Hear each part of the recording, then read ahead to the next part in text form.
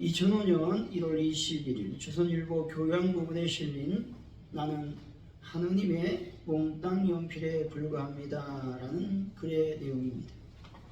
한 할머니가 병원 옆에서 굶주려 죽어가는 광경을 보았습니다. 할머니를 끌어안고 그 병원에 입원시키려고 했습니다. 그러나 할머니가 돈이 없었기에 병원은 내 말대로 해주지 않았습니다. 나는 거리 한복판에서 할머니의 눈을 감겨 주어야만 했습니다. 내 품에서 가난한 할머니가 죽는 그날 내가 가야 할 진정한 길을 발견했습니다 라고 마더 테레사가 말했습니다. 그녀는 이런 과정을 하나님의 부르심으로 받아들였습니다. 그녀는 곧 자신이 몸담았던 수녀원을 떠나 이 세상에서 가장 비천하고 가난하고 버려진 사람들에게 봉사하는 사랑의 선교회를 세웠습니다. 마더 테레사가 인도 캘카타 거리에 운영하는 버려진 채 죽어가는 사람들의 집에는 25년간 5만 7천 명이 수용되었고 그 중에 2만 5천 명은 세상을 떠났습니다. 그녀는 이 집을 머무를 곳이 없는 그리스도를 위한 집이라고 불렀습니다. 이 말은 배고와 고프고 굶주린 가난한 사람들이 바로 굶주린 그리스도라고 고백하고 있는 것입니다. 그녀는 가난한 사람들을 위한 봉사로 이름을 얻었고 1979년 노벨 평화상을 받았습니다. 하지만 철저히 자신을 낮춰 나는 하나님의 손에 있는 몽땅 연필에 불과합니다. 그분이 쓰시고 생각하시고 그분이 결정하십니다 라고 고백을 했습니다. 우리가 하는 모든 헌신 봉사는 내가 하고 싶어서 하는 것이 아니라 하나님께 붙들려 있어야만 할 수 있는 하나님의 사역이라는 것이죠. 우리 삶의 모든 영역에서 하나님을 빼놓고 할 수 있는 것이 있다고 생각한다면 그것은 곧 교만이며 오만인 것입니다. 여러분, 하나님의 손 안에 붙들려 하나님의 사역을 잘 감당하는 분들이 되시기를 바랍니다. 2021년 5월 26일 여성조선에 실린 글 중에 일부입니다. 이것도 역시 마더 테레사 수녀에 대한 글입니다. 마더 테레사 수녀는 들어오는 기부금은 통째로 가난한 사람들을 위해 썼고 본인은 다 낡아 여기저기 기운 자국이 역력한 흰색 사리 하나만을 걸친 채 나병 환자를 씻기고 아이들을 돌봤습니다. 그런 그녀를 지켜본 세계인들은 테레사 수녀를 살아있는 성녀라고 불렀습니다. 그녀가 1979년 노벨 평화상 시상식에서도 평소와 같이 흰액사리와 늘 신는 샌들 차림이었습니다.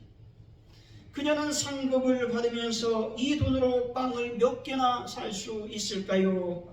라고 말했다는 것이죠. 그녀는 이 상금을 캘커타의 가난한 사람을 위해 모두 썼고 시상식 만찬을 거부하며 그 비용으로 가난한 사람을 도와달라고 부탁했다는 것이죠. 이때의 만찬 비용은 6천만 달러였다는 것이죠. 또한 세계 평화를 위해 어떤 일을 할 수 있을까라는 기자의 질문에는 집에 돌아가 가족을 사랑해 주세요라고 답했다는 것이죠.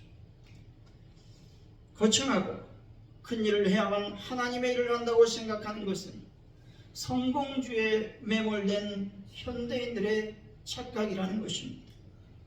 하나님은 결코 눈에 띄는 어떤 일을 한다고 해서 그 행동을 칭찬하지 않는다는 것이죠. 다만 하나님은 조용하고 보이지 않는 곳에서 형제를 위해 눈물을 흘린 삶에 대해 칭찬하시는 분이시라는 것입니다. 마태복음 25장 35절 36절입니다. 내가 줄일 때에 너희가 먹을 것을 주었고 목마를 때에 마시게 하였고 나그네 되었을 때에 영접하였고 헐벗을 때에 옷을 입혔고 병들었을 때에 돌보았고 옥에 갇혔을 때에 와서 보았느니라 말씀합니다. 여기서 주었다라는 말은 일시적인 감정이 아니라 반복적이고 습관적인 사랑의 실천을 의미하는 단어라고 하는 것입니다. 줄이고 목마르고 또 나그네되고 헐겁고 병들고 옥에 갇힘은 인간이 겪을 수 있는 가장 비참한 결핍의 상태를 의미합니다. 예수님은 당신을 믿는 자들, 특히 비천한 처지에 있는 자들과 당신을 동일시하고 있다는 것입니다. 하나님께서 기뻐하시는 것은 주님만 생각하는 것을 칭찬하지 아니하시고 실제로 먹이고 입히고 찾아가는 것을 기뻐하신다고 말씀하고 있는 것입니다. 오늘 내가 만나는 사람의 결핍이 무엇인지 살피고 미루지 않고 실천하는 결단을 내리며 행하는 분들이 되시기를 바랍니다. 사랑하는 성도 여러분, 하나님의 손 안에 붙들려 사는 겸손함과 형제를 위해 눈물을 흘리고 외로운 이들에게 따뜻한 말 한마디를 건네는 분들이 다 되시기를 예수 이름으로 간절히 축원드립니다. 오늘 본문은 세상에 미련하고 약한 자들을 택하사 지혜 있는 자들을 부끄럽게 하시는 하나님의 역사를 강조하고 있습니다. 이것은 첫째로 구원받은 자들이 스스로 자랑하지 못하게 하며, 둘째로 하나님의 가치 판단 기준은 인간의 그것과 전적으로 다르다는 것을 보여주고 있다는 것이죠. 셋째, 하나님의 주권적 섭리는 인간에 의해 조금도 제약받지 않는 자유로운 것임을 말씀하고 있다는 것입니다. 오늘 말씀을 통해 몽땅 연필이라고 하는 제목으로 몽땅 연필의 삶은 어떤 삶인지 하나님의 은혜를 나누도록 하겠습니다.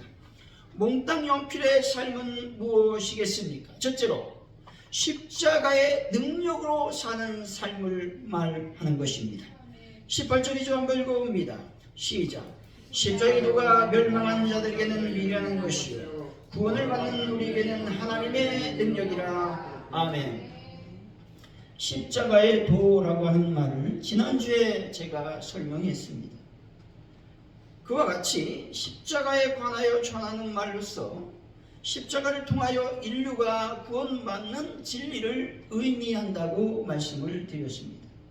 다시 말해 단순한 말이나 이론이 아니라 십자가에 담긴 하나님의 구원 계획과 선포를 의미한다는 것이죠. 본질은 하나님은 인간이 고안해낼 수 없는 가장 낮고 천한 방식인 십자가를 통해 인간을 구원하셨다는 것입니다. 이렇게 함으로써 인간의 교만을 꺾으시고 오직 하나님의 영광만을 드러냈다라고 말씀하고 있습니다. 따라서 십자가의 도는 머리로 이행하는 지식이 아니라 삶을 변화시키는 실제적인 힘과 능력을 말하는 것입니다. 내 안의 죄성을 이기고 원수를 사랑하며 고난 중에도 소망을 품는 것은 내 의지가 아니라 십자가의 능력을 의지할 때 가능하다고 말하고 있는 것입니다. 여러분, 하나님의 능력과 힘이신 세상에 미련한 것인 십자가를 더욱 의지하는 분들이 되시기를 바랍니다. 우리 20절 이전 읽어봅니다. 시작. 지혜 있는 자가 어디 있느냐? 선비가 어디 있느냐? 이 세대의 변론가가 어디 있느냐? 하나님께서 이 세상의 지혜를 미련하게 하신 것이 아니냐. 아멘. 본절에서는 세 부류의 지식인들에 대해서 말씀하고 있습니다. 지혜 있는 자는 헬라 철학자를 의미하죠. 선비는 율법에 능통하여 율법을 가르치는 유대의 철학자들, 특별히 율법학자들을 의미하고 있습니다. 그리고 변론가라는 말은 무슨 문제든지 인간의 이성으로 해결하려는 사람을 가리키면서 본절에서는 지적인 노력으로 구원을 획득하려는 유대인과 헬라인을 동시에 지칭하는 말인 것입니다. 여기서 바울이 염두에 둔 것은 그리스도의 십자가라는 사실입니다. 다시 말해 십자가에 못 박혀 죽으심으로써 예수를 믿는 모든 자들에게 구원을 주신 그리스도의 사역은 세상의 지혜와는 전혀 다르다는 것을 말하고 있는 것입니다. 여러분, 인생 문제를 만났을 때 전문가의 조언, 또 세상적인 방법, 세상적인 트렌드에서 답을 찾으려 하지 마시고 오직 십자가를 의지하는 분들이 되시기를 바랍니다. 한 젊은 설교자가 스펄전에게 자신의 설교에 대해서 조언을 구했을 때 스펄전은 이렇게 말했습니다. 자네의 설교에는 예수 그리스도가 없더군. 영국의 모든 마을에는 런던으로 통하는 길이 있다네. 그처럼 성경의 모든 부문에는 그리스도와 십자가로 통하는 길이 있다네. 나는 어떤 본문을 택하든 그곳에서부터 십자가로 향하는 길을 찾아낸다네. 만약 본문에 그 길이 없다면 나는 담장을 넘어서 십자가로 갈 것이네 라고 말했습니다. 스펄전의 설교 핵심은 대부분 십자가였습니다. 그의 책 예수라는 책에 이런 내용이 담겨 있습니다. 하나님은 법을 어긴 자를 그냥 넘기실 수 없었습니다. 그래서 자신의 아들을 대신 벌하심으로 공의를 충족시키셨습니다. 십자가의 피는 우리의 과거, 현재, 미래의 모든 죄를 덮기에 충분합니다. 그리스도께서는 당신의 죄를 짊어지셨고 그 죄 때문에 십자가에 죽으셨습니다. 이제 당신은 그분을 바라보기만 하면 됩니다. 바라보는 자는 살 것입니다 라고 말했습니다. 더욱 강하게 스펄전은 이렇게 말합니다. 자기 자신을 바라보기를 멈추고 십자가를 바라보십시오 라고 말입니다. 우리가 우리 자신의 연약함을 바라보기 때문에 낙심하게 되는 것입니다. 하지만 십자가에서 승리하신 예수 그리스도의 완벽함을 바라보고 믿는다면 반드시 우리는 승리할 수 있게 될 것입니다. 여러분, 이것을 믿으시기를 바랍니다. 21절이 좀 읽어봅니다. 시작. 하나님의 지혜에 있어서는 이 세상이 자기의 지혜로 하나님을 알지 못하므로 하나님께서 천도에 미래는 것으로 믿는 자들을 구원하시기를 기뻐하셨도다. 아멘. 이 세상의 지혜는 결코 하나님을 알지 못한다는 것이죠. 오직 하나님의 계신 예수 그리스도의 십자가를 통해서만 하나님을 알 수 있는 것이죠. 인간이 타락한 이후 인간의 이성은 완벽하게 타락하며 오염되었습니다. 본절은 인간의 자기 지혜가 하나님께 도달하는 통로가 아니라 하나님을 거스르는 교만의 도구가 되었다고 말하고 있는 것입니다. 여러분, 사람을 변화시키는 것은 유창한 변론이 아니라 단순한 십자가의 선포임을 믿으시기 바랍니다. 사랑하는 성도 여러분, 하루를 살아갈 때 내 지혜를 의지하지 말고 오직 나를 사랑하신 하나님의 십자가의 능력을 신뢰하고 믿음으로 십자가를 선포하시고 십자가의 능력으로 살아가는 분들이 되시기를 예수 이름으로 간절히 축원드립니다. 몽땅 연필의 삶은 무엇이겠습니까? 둘째, 낮아지는 삶이라고 말하고 있는 것입니다. 23절 한번 읽어보죠. 시작. 우리는 십자가에 못 박힌 그리스도를 전하니 유대인에게는 거리끼는 것이요 이방인에게는 미련한 것이로되. 아멘. 본전은 그리스도의 십자가는 유대인에게나 헬라인에게 다 같이 걸림돌이 되었다고 말하고 있습니다. 22절 한번 읽어보죠. 시작. 유대인은 표적을 구하고 헬라인은 시를 찾으나. 아멘. 유대인들은 선지자와 메시아를 기다리며 그 증거로 신기한 이적이나 표적을 구했습니다. 헬라인의 철학자들의 후예답게 철학, 곧 말 그대로 지혜에 대한 사랑을 내세우며 언제나 새로운 지혜를 찾았다는 것이죠. 이러한 것들만 구하는 자들에게 십자가에 못 박힌 그리스도를 전한다는 것은 핍박과 조롱의 대상이 되었다는 것이죠. 왜냐하면 하나님의 아들이 못 박혔다라는 것은 메시아의 표적을 기다리던 유대인들에게 표적은커녕 조롱과 거리낌의 대상이 되었다는 것입니다. 그리고 이성적 논리를 따지는 헬라인에게는 터무니없는 잠꼬대이거나 어리석음의 극치였을 것이라고 신학자들은 말합니다. 이런 상황을 현대적으로 표현해보면 어떤 이든 돈을 찾아 헤매죠. 재물을 찾아서 부동산 시장, 증권가를 기웃거립니다. 어떤 이들은 권력과 출세를 위해 권력자들의 주위를 맴돌고 있습니다. 또한 수많은 사람들은 쾌락을 쫓아 유흥가를 거늘고 있다는 것이죠. 이런 자들에게 낮아지고 소박한 삶을 살아가는 자들과 절제와 희생을 말씀하시는 예수님은 꺼림직함의 대상이고 조롱과 비웃음거리에 지나지 않는다고 말하는 것이죠. 그럼에도 불구하고 예수님은 십자가를 져야 되는 이유는 예수님은 하나님의 아들 신이었지만 낮아짐으로 이 땅에 성육신하셨기 때문에 그렇습니다. 따라서 먼저 믿는 이들은 낮아짐의 삶을 사신 예수님의 복음과 십자가를 전하는 삶을 살아야 된다는 것이죠. 여러분, 세상이 무엇을 구하든지 오직 담대함으로 낮아지신 예수님과 순수한 그리스도의 십자가 복음만을 전하는 분들이 되시기를 바랍니다. 2025년 12월 19일 국민일보 겨자씨 무릎 꿇고 봐야 하는 초상화라는 글이 기재되었습니다. 내용은 이렇습니다. 덴마크의 수도 코펜하겐 박물관에는 세계적으로 유명한 예수님의 초상화가 전시되어 있다는 것이죠. 이 작품을 보기 위해 박물관은 늘 관람객들로 붐볐습니다. 어느 날 유명 화가도 동료와 함께 이곳을 찾아 그림을 살펴봤으나 기법이나 색채가 별로 특별하지 않아 내심 실망했습니다.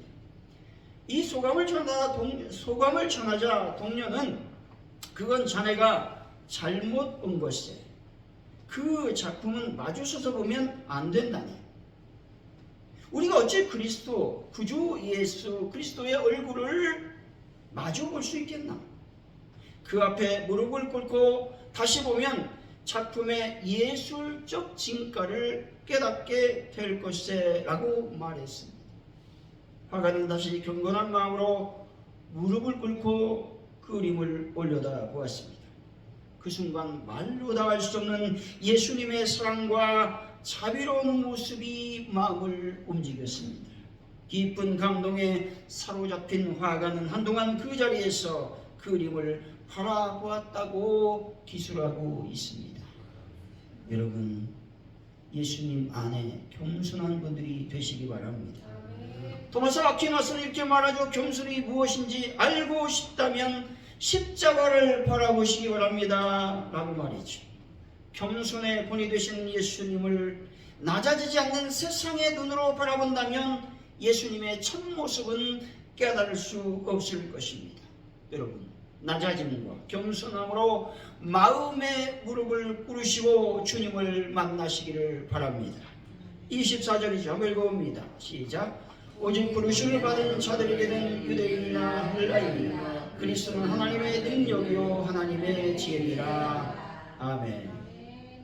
본주는 그리스도께서는 이 우주 가운데 그 어떤 것과도 견줄 수 없는 최고의 능력이요 최상의 지혜라고 말씀합니다. 여러분, 세상의 지혜와 최고의 능력자이신 예수님을 영접하셨으니 삶의 매 순간 겸손으로 하나님께 감사하는 분들이 되시기 바랍니다. 25절이죠. 읽어봅니다. 시작. 하나님의 어리석음이 사람보다 지혜롭고 하나님의 약하심이 사람보다 강하니라. 아멘. 본절은 지혜와 능력의 차원에서 하나님과 인간은 도저히 비교되지 않는다고 말합니다. 하나님은 유한한 인간이 아니라 창조주요 전지전능한 분이시므로 하늘이 땅보다 높음 같이 그분의 길은 사람의 길보다 높으며 그분의 생각은 사람의 생각보다 깊다고 말하고 있습니다. 실로 하나님의 지혜와 능력은 감히 어느 누구도 견줄 수 없고 비교할 수도 없으며 측량할 수도 없다고 말씀합니다. 다시 말해 하나님의 지혜는 인간의 논리체계를 뛰어넘는 전혀 다른 차원의 것이라고 말하죠. 여러분, 인간의 어떤 능력과 지혜보다 뛰어나신 하나님을 더욱 신뢰하는 분들이 되시기 바랍니다. 사랑하는 성도 여러분, 예수님은 누구와도 무엇과도 비교할 수 없이 모든 것 외에 뛰어나신 분이십니다. 그럼에도 낮아져 인간의 몸을 입고 이 땅에 오셨음을 믿으시고 늘 감사하시고 예수님의 낮아심으로 충만하여 몽땅 연필의 삶을 살아가는 분들이 다 되시기를 예수 이름으로 간절히 축원드립니다. 몽땅 연필의 삶은 무엇일까요? 셋째, 주 안에서 자랑하는 삶을 살아야 된다는 것이죠. 31절입니다. 한번 읽어봅니다. 시작. 기록된 바 자랑하는 자는 주 안에서 자랑하라 함과 같게 하려 함이라. 아멘. 주는 우리 인간을 위해 구속 사역을 담당하신 그리스도를 지칭하는 것이죠. 만일 누군지 자랑할 것이 있다면 주 안에서 자랑해야만 합니다. 갈비는 이렇게 말하죠. 인간은 스스로 평가하기에 자신이 아무것도 아닌 상태에서 자기 속에는 선한 것이 전혀 없으며 하나님에게만 그것이 있다는 것을 인정해야 합니다. 그리고 자기 자신의 영광을 위한 모든 욕망을 거절한 채 모든 힘을 다해 전적으로 하나님의 영광을 흠모하며 추구해야 합니다. 라고 말입니다. 예레미야 9장 23절이죠. 여호와께서 이와 같이 말씀하시되 지혜로운 자는 그의 지혜를 자랑하지 말라. 용사는 그 용맹을 자랑하지 말라. 부자는 그의 부함을 자랑하지 말라고 말씀합니다. 지혜로운 자는 지혜를, 용사는 용맹을, 부자는 부함을 자랑하지 말라고 말씀하고 있는 것입니다. 자신이 갖고 있는 것들을 자랑하지 말고 오직 하나님께 영광을 돌리라고 하는 말씀인 것입니다. 다시 말해 우리가 이 땅에 가지고 있는 것들은 하나님의 보시기에 조그만 돌멩이보다 작고 하찮은 것들이라고 말하고 있는 것입니다. 우리 앞에서 우리는 자신의 무지함과 연약함, 가난함과 초람을 알고 하나님의 위대하심을 높이라고 말하고 있는 것입니다. 2025년 4월 28일 국민일보에 실린 기사입니다. 영국 프리미어리그 우승골에서 믿음의 세레모니가 나왔습니다. 주인공은 리버풀 18번 공격수 코디 카포라는 것이죠. 그가 우승골을 넣고 붉은색 유니폼을 벗으며 코너에 있는 깃발을 향해 질주했습니다. 유니폼 속 흰 러닝 셔츠엔 나는 주님께 속한 자라는 문구가 적혀 있었습니다. 그는 경기 후 자신의 SNS에서 하나님께서 이 모든 여정을 인도하셨습니다. 하나님께 감사합니다 라고 적었다는 것이죠. 최고의 골을 넣고 카포는 자신을 자랑하지 않았습니다. 오직 하나님을 자랑하며 하나님께 감사했다라는 것이죠. 여러분, 주 안에 여러분들의 모든 것들을 자랑하는 분들이 되시기를 바랍니다. 우리 19절이 좀 읽어봅니다. 시작. 이는 아무 육체도 하나님 앞에서 자랑하지 못하게 하려 하심이라. 아멘. 왜 하나님은 세상에 미련한 것들을 택하여 지혜 있는 자들을 부끄럽게 하셨을까요? 왜 약한 것들을 택해서 강한 것들을 부끄럽게 하셨을까요? 천한 것, 멸시받는 것, 없는 것들을 택하여 있는 것들을 폐하려 하셨을까요? 그것은 아무 육체도 하나님 앞에서 자랑하지 못하게 하시려고 한 것입니다. 여러분, 나를 자랑하는 대신 나를 택하신 하나님을 자랑하며 신뢰하는 분들이 되시기를 바랍니다. 결론적으로 몽땅 연필의 삶은 십자가의 능력으로 사는 삶이고 낮아지는 삶이며 주 안에서 자랑하는 삶인 것입니다. 사랑하는 성도 여러분, 오직 십자가의 능력으로 살고 나의 연약함을 인정하시고 겸손의 삶을 살며 오직 하나님의 은혜를 자랑하는 분들이 되시기를 예수 이름으로 간절히 축원드립니다. 기도합니다. 하나님 아버지, 우리가 낮아지는 삶을 살기를 원합니다. 하나님 아버지, 나의 힘이 아닌 십자가의 능력으로 살아가게 하여 주옵소서. 그리고 주 안에서 자랑하는 겸손의 사람, 믿음의 사람들이 다 되게 하여 주옵소서. 감사합니다. 예수님의 이름으로 기도하옵나이다. 아멘.